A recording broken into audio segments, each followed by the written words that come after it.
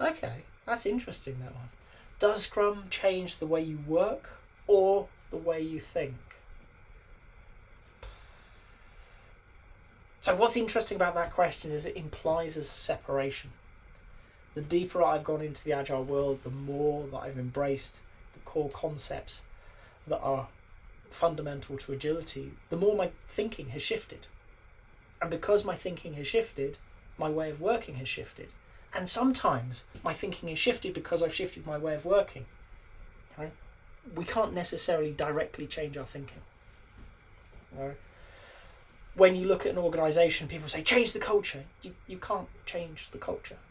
What you can do is you can incentivise certain behaviours and actions so that those become dominant. And because they become dominant, they become key indicators of your culture. And at a certain point, you hit this tipping point that you may have heard of, everybody else follows. And so your culture changes. And I think it's very similar when you look at this from a thinking and doing aspect. We can absolutely change some of our thinking. Right? But when the pressure comes on, we also know people revert back to what has worked for them in the past. Okay? I'll pick on project managers for a moment. Lovely people, but they're fair play. Okay. You've got a PM, they've been very successful in that traditional phased approach, the waterfall. Right? And they step into a Scrum Master role. Okay. And they want to be a good Scrum Master. There's nothing wrong with that. They can do a great job. And they're doing a good job. They're supporting the team. They're helping them understand how to work in this agile way. Okay. But then the deadline shifts. They've got to deliver. Okay. The team has to deliver. And they have to deliver by a date that is much closer than originally envisaged. Most people at that point would fall back on the skills that they know work because they're under pressure. So that Scrum Master who's on a great path to being an amazing Scrum Master has got a choice.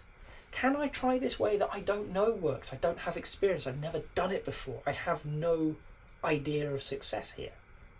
Do I keep doing that? It might work. It might look like it's going to work. But I don't know. I'm uncertain. Or do I fall back on what I know well, what has worked in the past? Okay? And I'm now going to switch from Scrum Master back into Project Manager. We like certainty. In fact, we crave certainty. So much so that we make ridiculous decisions as soon as you put into uncertainty. And what we see is people time and time again revert back into their old roles, their old way of working, because the pressure's on, it's coming to a crunch, and they want to fall back on a thing that they know, that they're comfortable with. Their brain doesn't want to work hard. So it gets a bit pernicious. So we can start doing things and it's not necessarily going to change our thinking. But over time, we're going to have those successes. We're going to see that it does work. And when the pressure comes, sometimes we're going to be the Scrum Master that we want to be. Sometimes we're going to be the project manager we were. And our thinking is going to evolve because we have learned that it works. It's worked here and it's worked here and it's worked here.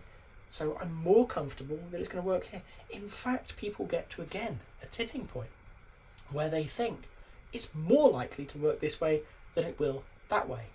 I'm more invested in here, the team's more invested here, so why wouldn't we carry on? And we see people's behaviours change. So for me, these are reinforcing cycles. It's not an either or.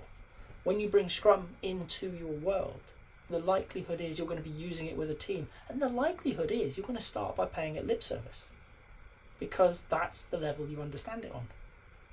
And if things get difficult, you may well fall into habits from a past life. Nothing wrong with that. It's not bad. It just is. But as you become more experienced, as those wins grow in this new way of working, they're going to become slowly, over time, your default position. Your brain is going to rewire itself to think success is possible here. And slowly, again, it's going to become, this is the better way of achieving success. I've still got those skills. I can fall back on them. They have worked in the past. But these newer skills have worked more recently. So we have a stronger reference point. And our thinking shifts. And as we do that, we're going to dig deeper into why does this work for us? When does it work? When does it not? And we're going to gain more knowledge. And then we're going to continue to apply that. Now we're not paying lip service to an agile way of working. We're not paying lip service to Scrum. We're doing it. We're living it. The intent behind the words is true. And ultimately, your way of working is going to change and your thinking is going to shift, and you're going to go deeper and deeper into what works for you. So that's a very long way of saying it's not either or. When you introduce Scrum, the likelihood is your thinking is going to shift once you start using it. And as your thinking shifts, your practice is going to shift as well. More and more you're going to find where it works for you, and of course where it doesn't. And you're going to learn how to use this tool, this framework, to best effect to achieve what you want from it. If you've got to this point in the video, I hope you've enjoyed it. If so, a like would be appreciated. If you want to hear more from me, more answers to questions that maybe you've got in the Agile world, please subscribe to the channel. And if you've got a question that you really want answered, drop it in the comments. I promise we'll get around to it. Thank you.